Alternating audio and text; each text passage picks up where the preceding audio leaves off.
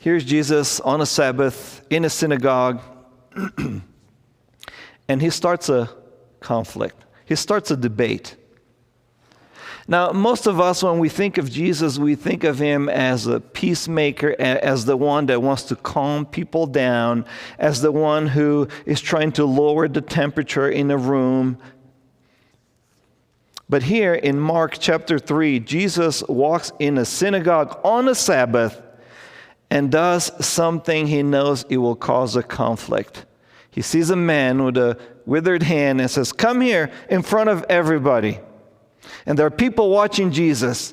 They have their minds made up. They can't wait for him to heal someone so they could accuse him. He does this on purpose, by the way.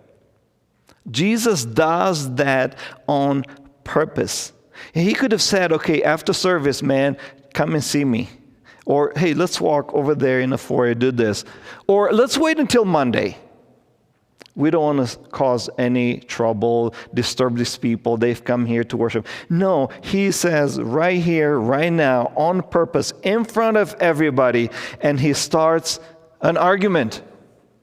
Imagine going to church or coming to church on a Sunday, same hallways, same coffee, same type of greetings that we do with one another. And right before, as the church starts, the pastor brings someone in front of the whole church. And this person is full of controversy. People talked about this person. They have their minds made up about this person. And the pastor brings them in front of everybody. And all of a sudden, all the eyes are up. All the conversations stop. Not even a sip from the coffee. And people already have their minds made up. The room is a conflict as it is. Come here. The room changes. Atmosphere changes. And that's exactly what's happening in Mark chapter 3. The Pharisees are watching Jesus, and you would think they're watching him. Maybe we can learn something. Maybe we can worship. Maybe we can see what God has on his mind today. But that's not what they're thinking. Like, I want to see. Maybe I'll get something. I'll get some material here to accuse him. But in front of him is a man. It's not a prop. It's not a screenshot. It's a real human being with a real need. Like somebody here may have come with a real need to church. That's how that man went to the synagogue, thinking, hoping, praying that maybe, just maybe today, God might have mercy on me and heal me and do something for me and my family by that end. See, Jesus sees a person waiting to be restored. The Pharisees look at Jesus and they see maybe someone they can accuse, someone they can plot against. Now, truth is, most of us know what it feels like to walk in a room where people have their minds made up. Or maybe we've been some of those people. We're in a room with our minds made up. No matter what somebody's going to say or do, we have our minds made up. And what we're doing, we're trying to build our case based on what's happening there. That's what the Pharisees are doing. And you know what?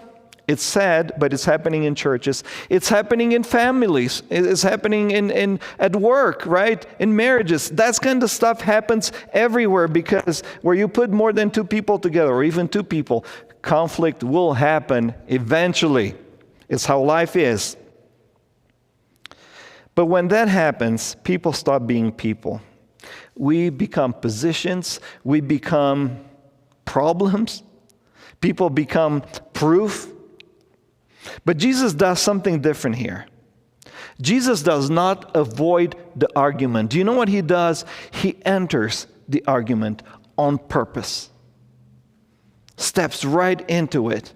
And he doesn't step into the argument to win it. I mean, that's how we operate sometimes. He doesn't avoid the argument, but Jesus, through all that, steps into the argument and is moving toward the person. Because people are his ultimate destination and goal. Now, most of us have been handed a choice when conflict arises. Win the argument or protect the relationship. This binary thing. And some of us kind of love an argument. Like, I'm going to go and win it. Somebody has to speak the truth here. I cannot let this go. I have to be honest. And then there are some of us who avoid it at all costs. We hate conflict. And I is one of them. I would rather just peace at all costs. But you see, I say, relationship is more important than anything else. I say that, but in fact, I'm trying to protect myself. That's what we're doing. It says relationship is more. We're trying to protect ourselves. And you know, when we say, I'm going to speak the truth, someone had to stand here. Sometimes it comes across like a really strong conviction, but it might just be pride with the Bible verse on it. The big question for all of us is, what are we really after? What are we after when we enter a conflict? Right? Love, we can say it's love, but it may be just the thing that causes us to avoid conflict. Well, I'm going to love this person. I'm going to love him, so I'm not going to stir the waters. Or it could be that I really don't want to experience discomfort, because if I enter into this argument, I'm going to feel discomfort, and man, I really love my comfort. But that's how we have been programmed. That's kind of, we think that those are the only two options. You fight or you avoid. But Jesus says, no, there's a third way, because he is neither. Right? He is not an avoider. Clearly, he walks straight into it. In fact, you could say that he started it. Jesus started it. He's not an avoider. He says the things that nobody else would say. He doesn't soften the truth. But he is not a fighter the way we would think or define a fighter, because he is not in it to win the argument, to put people down, to shame them in any way. That's not his purpose. Jesus never tries to humiliate someone in an argument.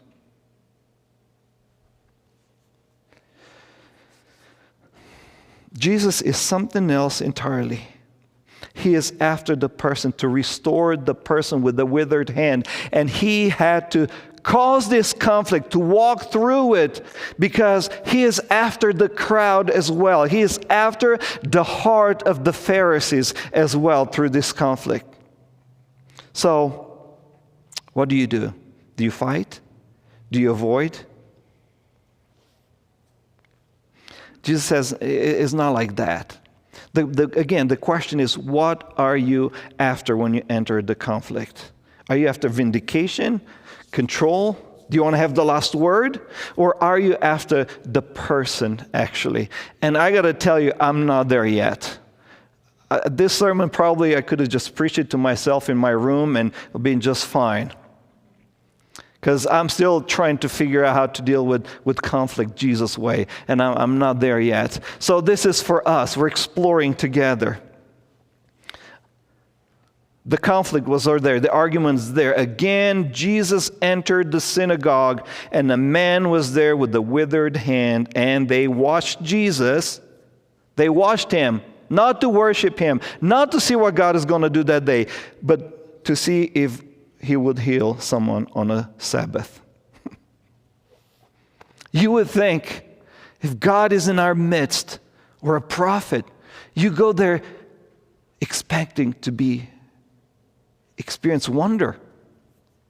But not them. Not them. They walked into worship with the verdict, looking for evidence. That's how they stepped into that place. Now, Sabbath matters a lot. Sabbath is a big deal. Sabbath was God's gift to the people. And through the Sabbath, God says to them, I want you to relax, to have peace, to have rest. God is saying to them, you are not slaves anymore. Just relax. You're not machines. Just rest. Okay? You are not what you produce. Just stop for a while. That's what Sabbath is trying to communicate to these people. You belong to me. I take care of you.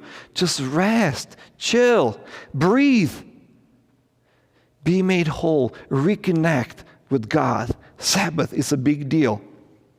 And they tried to protect it. Man, the tragedy is here. They protected it so well that they protected Sabbath from God Himself.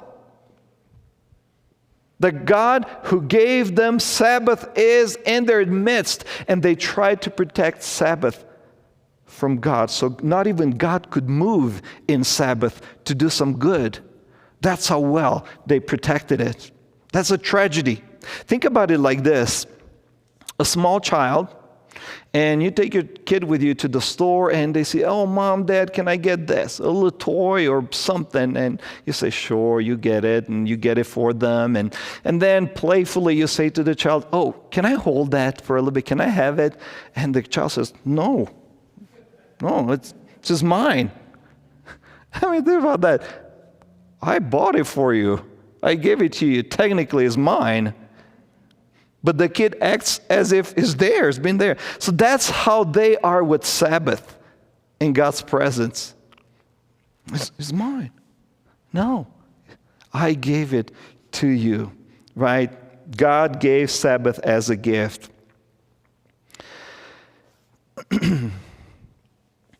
Jesus, and this is the puzzle for me that I need your help with this morning. Why does Jesus choose to heal that man on a Sabbath and there in front of everyone and cause all this? Really, you could have waited until tomorrow, Jesus. You could have waited until after the service somewhere where nobody could see you. Why do you do it then and there? Because it is going to stir some trouble. You have options. But Jesus chooses to do it then and there. Why? So this is where I invite you to talk in church. What do you think He's after? Why does He do that? Why is He causing problems? Okay, go ahead.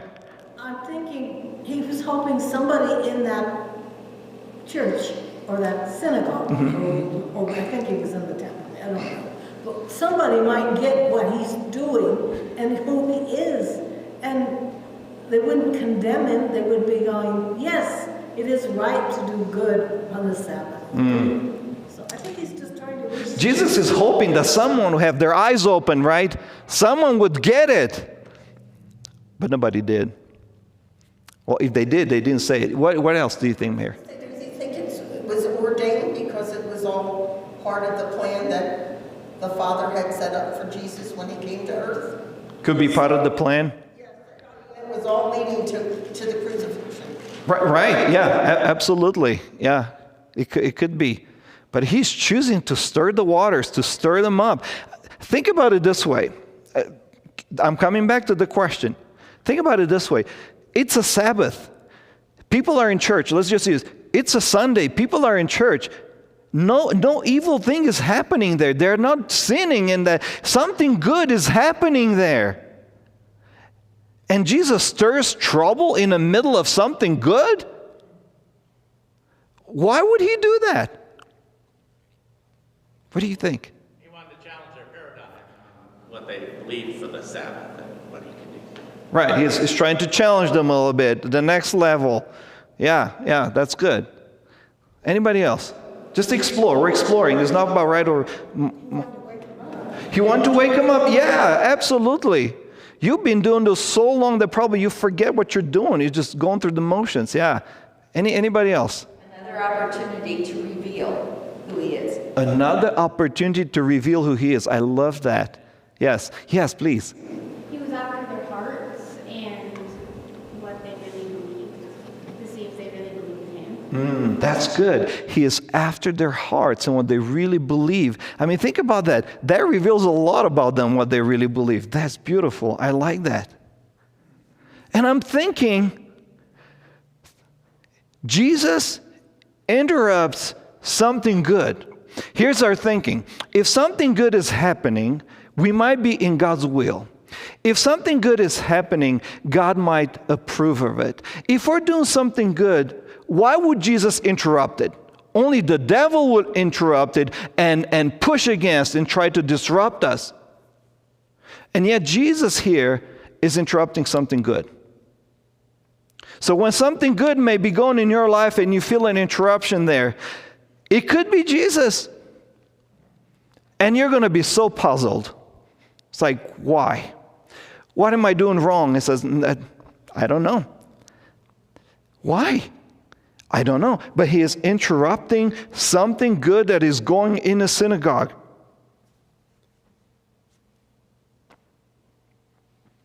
Any thoughts? Why would he do that? He tried to point out that they were worshiping religion and ritual more than they were God himself. Did you hear that? They were worshiping religion more than God himself. That is good, Shane. He's trying to tear down their structure of saying, hey, there's a difference between working and taking some time off to be with the Lord as opposed to doing something good for someone else. And if you, see somebody on the side of the road and they need help, it's like, help them. That's not I'm working today. I'm helping somebody. So I think he's trying to tear that down and show them that you don't need all these rules. You need me, and you need to do good. Help each other. Yeah, sometimes too many rules keep you from doing good, right? If you were to read a little bit before that text, Jesus talks to them about Sabbath again, and it's like, Sabbath was made for the man, not the man for the Sabbath. You guys got your wires crossed. It says, is it okay to do good on a Sabbath? Yeah. Even if it's a Sunday and you see someone in need, help them. Yeah. But it's fascinating how these people respond to something good that is happening on the Sabbath. And Jesus interrupts them a little bit. Well, maybe a lot.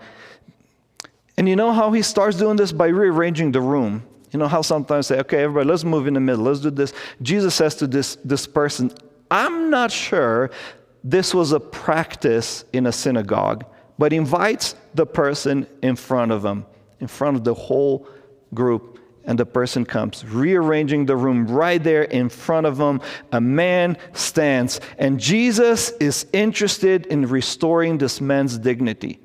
Some people say that he probably was a stone mason. Now think about a stone mason, and you lose one arm. You can provide for yourself, for your family. Your dignity is gone. There's no Social Security then. How are you going to make it? Okay? And Jesus is interested in restoring this person. And Jesus, by bringing him in front of everyone, is saying, you're not going to be discussed in the margins anymore. You know how people talk about people? Oh, he must have sinned. That's why his hand is like that. Oh, I don't know about his family, his kids. If they were in synagogue, it wouldn't be like that. People talk. And Jesus says, enough. You're not going to discuss this person anymore the way you do.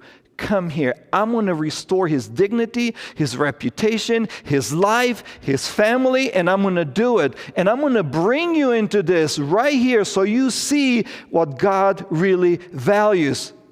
No, you're not going to be invisible anymore, because that's what's happening sometimes. People that struggle, they become invisible. Because look at our culture. We want to look to see what the superstars, the movie stars are doing. That's all you see over the news, what politicians are doing. Who's talking about the people in the margins? No, never, nobody. Jesus puts the people in the center. Like you said, enough about religion, enough about rules. Those have been the center for too long. People are the centers. At the center. People is what God has come for. And then when Jesus is asking them that question, is it permitted to do good or bad? Do you know what's happening? Silence.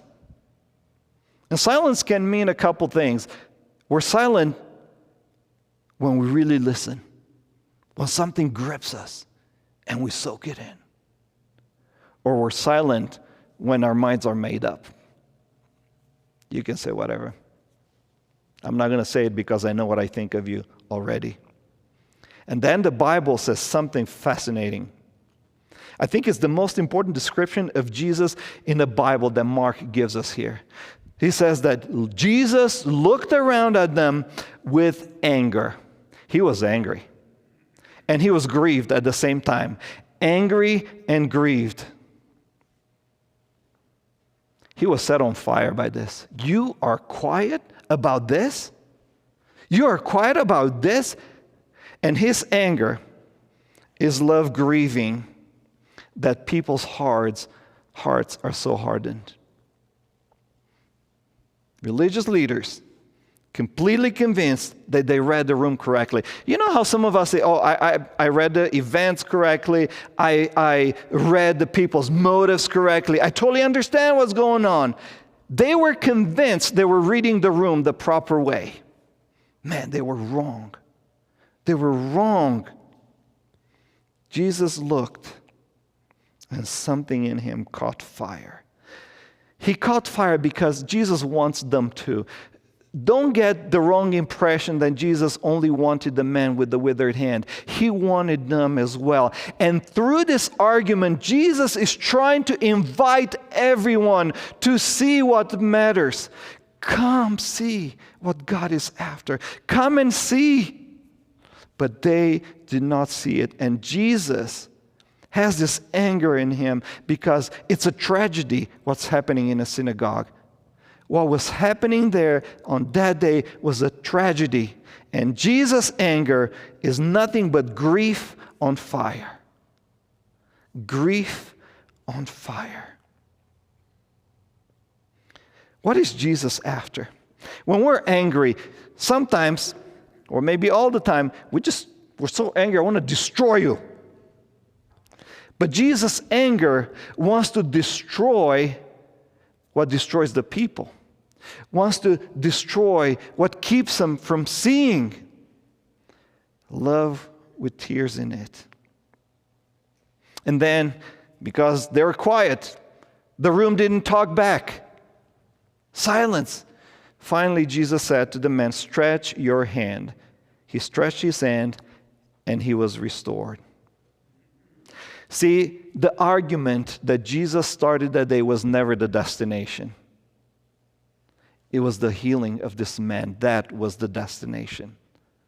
Jesus doesn't just start an argument for the sake of an argument. It was a doorway for people to come in and see what he was all about. That's what it was. So, this is the third way. Not fighting, not running away, not winning, not avoiding. It's restoring. That's Jesus' way when it comes to arguments. And man, I have a long ways to walk to get there. Do you see the person on the other side of this? There's a story about a pastor named Tony Campolo. And I read that he spent most of his life arguing that the church keeps drawing circles too small. You have to fit in here. You have to follow this. You have to be this and that and the other. And one day he was staying in a hotel in Honolulu. And it was about 3 a.m. He couldn't sleep. I don't know the reasons, time change, whatever. So he decided to go to a restaurant down the street. And he went. It was about 3 a.m. Almost nobody there except for a group of women. And he realized that these women were actually prostitutes. And one of them said to the others in the group, says, "Tomorrow's my birthday."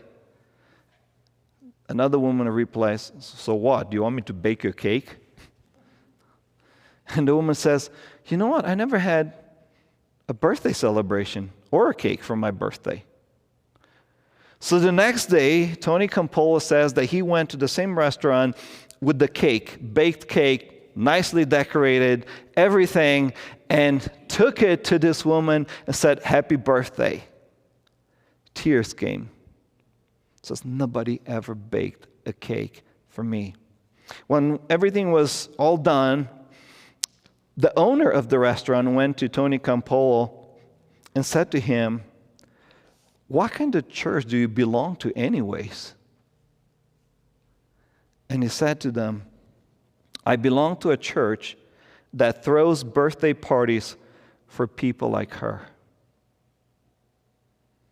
I belong to a church that is not afraid to stir a little conflict. And my friends, those are the people that Jesus spent most of the time with that needed to be restored. And this is what he is inviting us into. If there's a conflict, it's because we care about the person a whole lot more than we care about rules.